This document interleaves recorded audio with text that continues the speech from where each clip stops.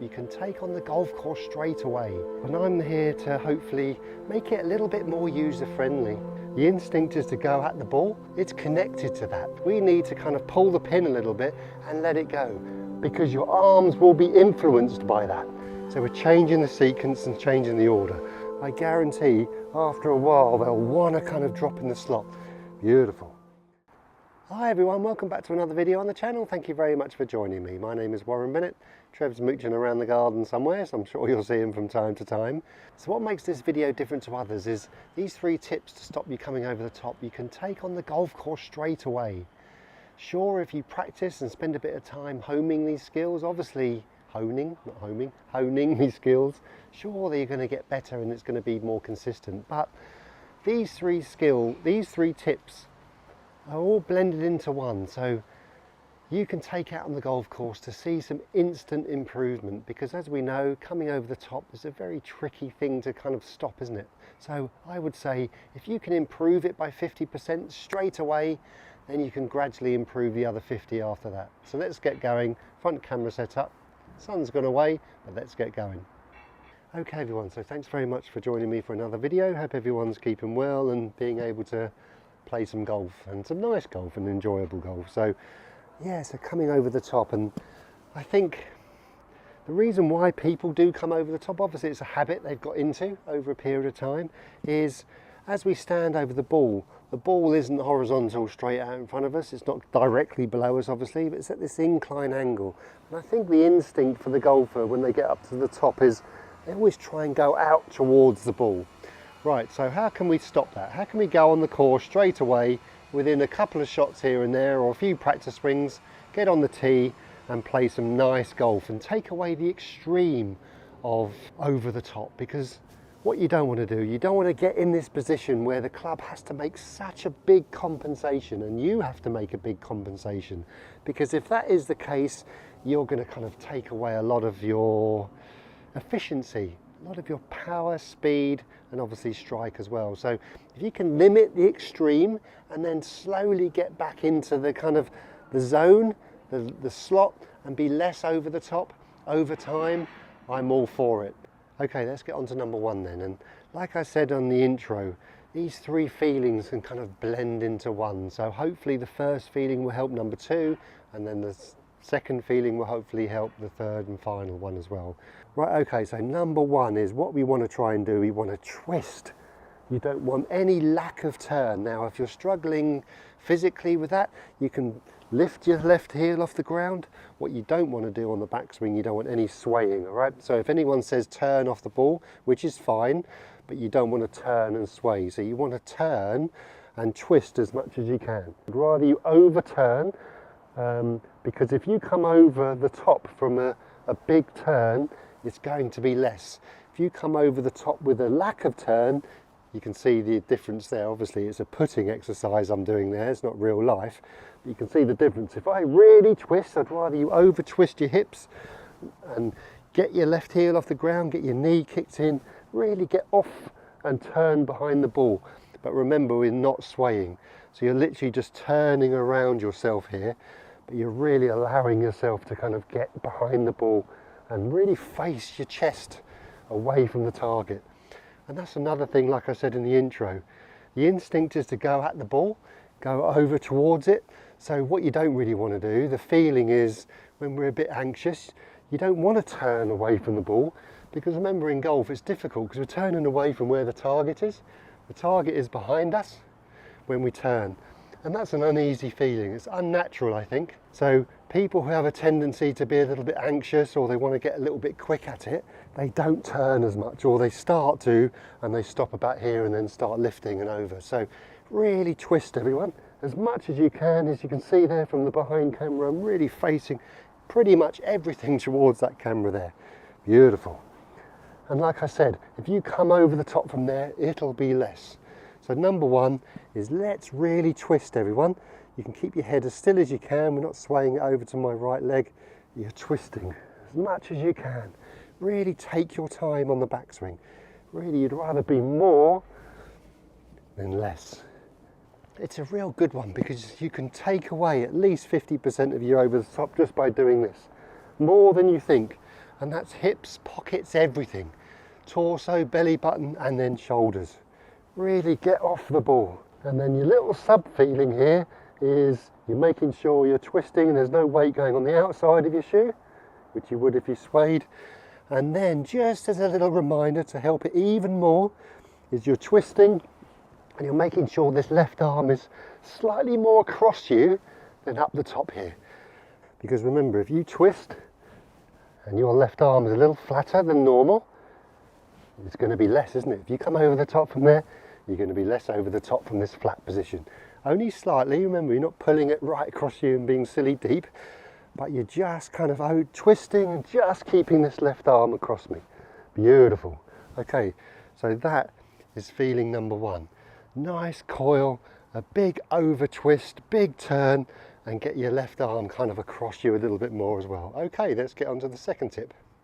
Okay, so the second tip for stopping coming over the top is let's keep our backs to the target. So we've made a big old turn, so we've really set ourselves up for success. You can feel a bit of left arm if you want across you. Let's, on the way down, this is obviously the difficult bit because this is where we're starting to create the momentum down to the ball. What you want to do for a split second, you want to try and keep your back to the target for as long as you can, because your arms will be influenced by that. If you keep your chest looking back there towards the rear camera or your back to the target, your arms will want to drop down. There's no way your arms will want to go out here if you keep nice and passive with your top half. I guarantee after a while they'll want to kind of drop in the slot. And remember, it's only for a split second. You're just delaying your chest opening too much. And remember, that reverts back to the first one. If you get a good old big turn here, you've got more chance for these arms to drop in front of your chest instead of no turn and then you're kind of struggling. Your arms and hands are always going to be behind your chest, you see. Okay, so we're on the first tee. You can do some practice swings, waiting for the group to clear. Okay, what do? We do a big twist. We can lift your left heel if you like, and then we're going to keep our back to the target for as long as you can and allow your arms and club to drop in front of you. That's exaggerated. Big twist, that'll help. And then we're going to keep my chest looking back towards you, the back camera there, or my back to the target, and we're going to allow my arms to go heavy, nice and drop in the slot there. Beautiful. And then through. So you're waiting for your club to drop in front of you instead of the other way around. So we're changing the sequence and changing the order. Obviously when you come to tee up the ball and you drop a little bit of natural speed into it, it won't happen. That's why you do exaggerated practice swings. There we go, bang, beautiful. So we're going big turn, keeping everything static. That's not real life, but we're really exaggerating. Look at that. The club is dropping down. It's vertical, isn't it? Coming down vertical because it's allowed to be. That's obviously not mechanically correct really, but it's opposite to bang, isn't it? So we can allow my arms and club to drop in the slot. So you can do this little exercise. Big turn, not even moving my shoulder blade really. Look how much I'm keeping back behind it. That's exaggerated. I'm just dropping my club behind me here. And then obviously you can layer in a bit of a normal swing. So number 2 is being able to keep your back to the target for as long as you can to allow your arms and club to drop down. Okay, let's get on to the third one, and that's knit this all together. Okay, so tip number 3, and this is really going to help with the second one as well. So 2 and 3 are kind of merged into one. I always feel this third tip is going to really make number 2 so much easier. I would say number 1 is always on its own. Really get behind the ball, take your time, don't rush this, get your back to the target. That will help with the kind of the transition and keeping a bit more passive. But this feeling, I think, is going to be the glue that holds this downswing together and the through swing. So you make your backswing, and then what you're looking for a lateral shift. So I would recommend getting as lateral as you can. Really shift your pockets, get your right pocket in line with the ball as much as you can. You can see there, the more lateral you get, the more the club wants to drop down. The more lateral you get, the more you want to keep your back to the target. If I don't get lateral and I stay kind of where I am, or even the opposite, if I start putting weight back onto my right leg, I'm going to automatically open up. it's connected to that. The more I put weight on my back leg, the more I open. The more I put weight on my front leg, the more I want to stay closed. It's only for a fraction, that's exaggerated, but that's the feeling you're looking for. So it's really important to just subtly do that. You don't need to go mad. I'm always here to show you an exaggeration, but the more you can put weight off your right side, get weight going forward. You don't have to twist yet, because 9 times out of 10 people who come over the top have got too much twist too early. So you're looking for the opposite. You're looking for a real lateral slide, staying shut because you're allowed to be now. And then from there, obviously, you're just going to let the club go and pass you. Let me show you. Nice, that felt all right. Obviously, it's easy for me. I haven't got an over the top fault, but these user-friendly feelings, so it may not be perfect, but you're, like I said at the start, you're taking away the extremes here. And I would say, if you wanted it in order of importance, so I would definitely put the backswing first, because if you've got a backswing that hasn't got any kind of turn, or you're quite limited in your turn, that's going to be difficult then to create this. You're going to have to do some sort of putting or some sort of kind of corrections to get this club back in behind you in the slot. So I would say a big turn would be number 1. Your lateral shift definitely would be number 2, because your lateral shift will sort out your back to the target.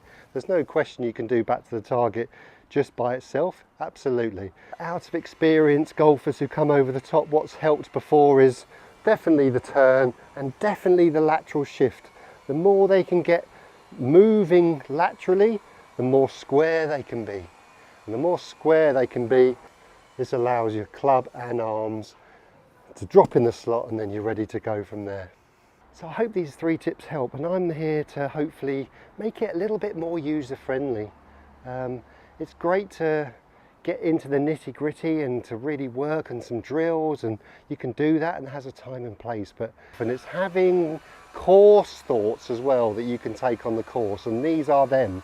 These are ones that you can take on the course, and what it does is it influences the arms and club. It gives the club more chance to work correctly without you thinking about it, and that's the key. Being able to swing by numbers, which is fine, like I said, it has its time and place, all drills and stopping and stuff like that, but on the golf course, we need to kind of pull the pin a little bit and let it go. Finding a feeling that can influence everything else, so you can just let it go.